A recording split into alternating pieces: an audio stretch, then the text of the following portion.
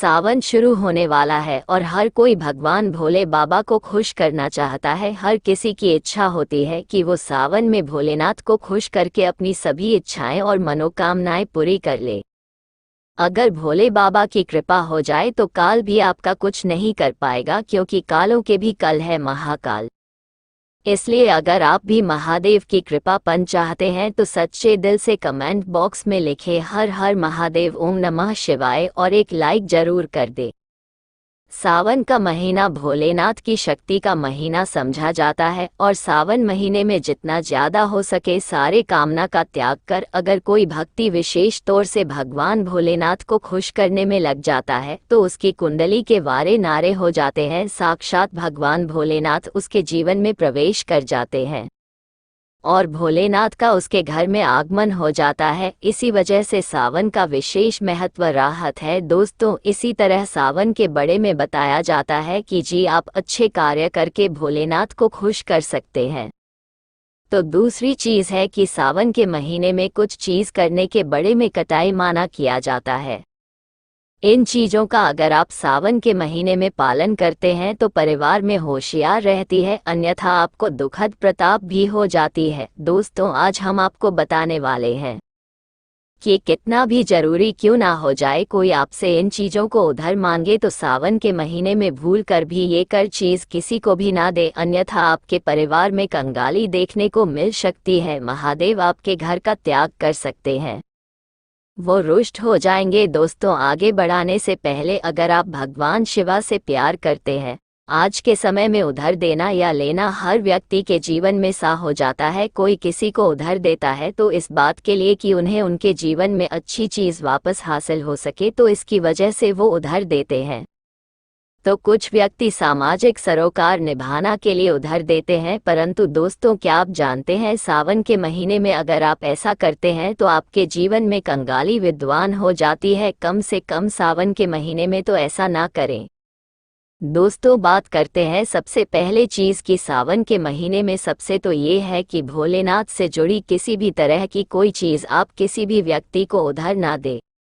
जैसे कि भोलेनाथ से जुड़ा किसी भी तरह का फल, भोलेनाथ से जुड़ा किसी भी तरह का वस्त्र और भोलेनाथ से जुड़ी पूजा की सामग्री आप भूल कर भी किसी को उधार या दान के तौर पर भी ना दें, क्योंकि समझा जाता है कि अगर आप इस तरह की सामग्री दूसरे व्यक्ति को देते हैं तो आपके घर से भोलेनाथ दूसरों के घर चले जाते, आपको वो नहीं हासिल हो पाता जो भोलेनाथ आपके लिए करने वाले थे। तो सबसे पहले आपको इस बात का ज्ञान जरूर रखना चाहिए।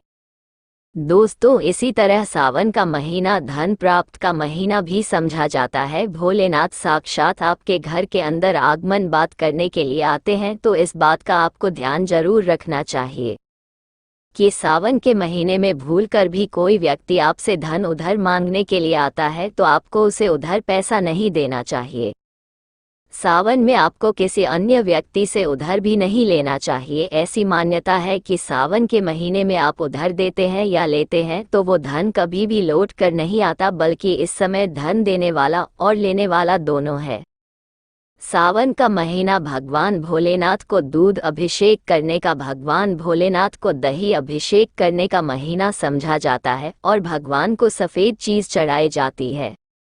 दोस्तों, इस बात का ध्यान रखें, सावन में भोलेनाथ को चढ़ाने के अलावा कोई व्यक्ति सुबह सुबह के समय आपसे दूध, दही, छाछ या फिर संध्या काल के समय में उधार मांगने के लिए या ऐसे ही मांगने के लिए जाता है तो आपको भूल कर भी किसी अन्य व्यक्ति को नहीं देना चाहिए। अगर आप भोलेनाथ को चढ़ाने के अलावा ऐसा कार्य करते हैं तो मान लीजिए आपके घर की लक्ष्मी दूसरों के घर चली जाती है और साक्षात भोलेनाथ के क्रोध का भी आपको सामना करना पड़ेगा। अगर आप किसी व्यक्ति को गिफ्ट देना चाहते हैं या फिर गिफ्ट के तौर पर कुछ चीज़ देना चाहते हैं तो सावन के महीने में भूल कर भी आपको किसी को भी अपनी पहने वाली घड़ी या फिर बाजार से नई घड़ी खरीद कर आपको नहीं देनी चाहिए, क्योंकि हर व्यक्ति के साथ उसका समय अच्छा या बड़ा चला रहा है। आपको घड़ी किसी से लेनी भी नहीं चाहिए। अगर किसी व्यक्ति का समय अच्छा है या आपका भी समय अच्छा चल रहा है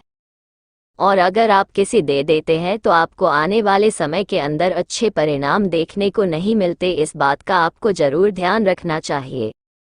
सावन के पवित्र महीने में कुछ चीज़ ऐसी होती है जो आपके घर की सुख समृद्धि से जुड़ी होती है, तो ऐसे में वो चीज़ किसी भी व्यक्ति को उधार नहीं देनी चाहिए, वो भी संध्या काल होने के बाद। जैसे कि कोई आपसे लहसुन, प्याज, दूध, दही तथा उधर पैसे भी मांगने के लिए आता है, तो जब सूर्य होता है सावन के समय सुबह सुबह या फिर सूर्यास्त हो जाता है, तब ऐसे में इन दोनों समय में आपको घर की समृद्धि दूसरों को भूल कर भी नहीं देनी चाहिए।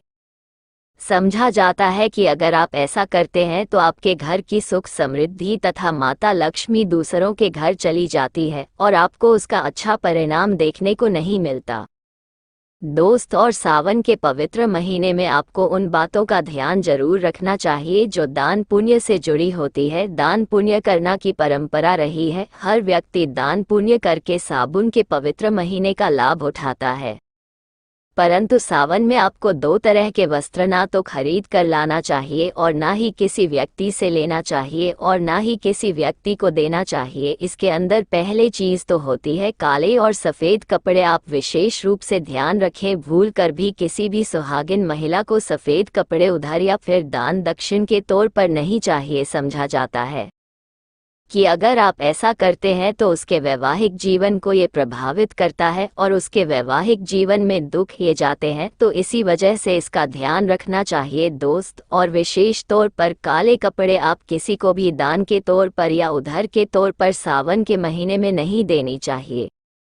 ऐसी मान्यता है कि अगर आप ऐसा करते हैं तो सामने वाले व्यक्ति के जीवन में कंगाली आ जाती है और देने वाले व्यक्ति के जीवन में राहु दोष ग जाता है और साक्षात भोलेनाथ उसे व्यक्ति से क्रोधित होने लगता है। तो इस बात का आपको जरूर ध्यान रखना चाहिए दोस्त। और महिलाओं की आदत होती है कि जब रसोई के अंदर किसी तरह का समाज कम या ज्यादा होता है तो अपने आप पड़ोस में मांगने के लिए जाते हैं। तेल, घी या फिर अपने घर की हल्दी, यह तीनों चीज सौभाग्य का प्रतीक मानी जाती है। जी, घर में ये चीज होती है। समझा जाता है कि सावन के महीने के बाद उसके घर में सुख बनी रहती है। तो सावन के महीने में अपने घर से किसी को भी भूल कर भी इस तरह की चीज आपको उधार ना तो देनी चाहिए और ना ही लेनी चाहिए। अगर आप ये गलती करते हैं तो देखते कि देखते आपके परिवार पर दुखद परिणाम देखने को मिल सकते हैं और आपके घर की सुख समृद्धि दूसरों के घर चली जाती है। दोस्तों, सावन के महीने में बंसी रोटी दान नहीं करनी चाहिए,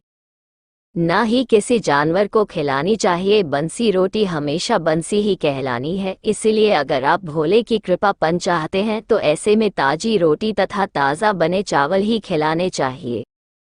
इससे भगवान भोलेनाथ बहुत खुश होते हैं दोस्त। और सावन के महीने में अगर आप किसी व्यक्ति को दान देने की सोच रहे हैं तो आप नए कपड़े दे सकते हैं, परंतु ध्यान रखें कल और सफ़ेद कपड़े ना दें।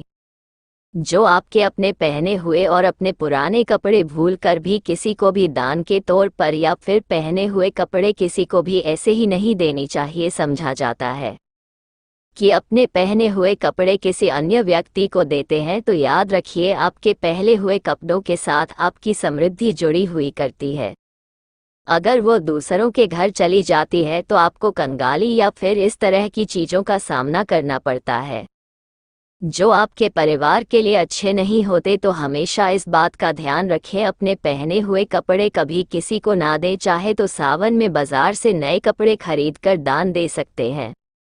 दोस्तों, सावन का सुहाग के लिए विशेष समझा जाता है तो किसी भी सुहागिन महिला की माता लक्ष्मी से जुड़ी चीज आय है जो सुख समृद्धि को बढ़नी है और यही चीज मां लक्ष्मी को आमंत्रित करने का कार्य करती है। तो ऐसी चीजों से जुड़ी हुई कोई भी वस्तु आपको किसी भी महिला को नहीं देना चाहिए।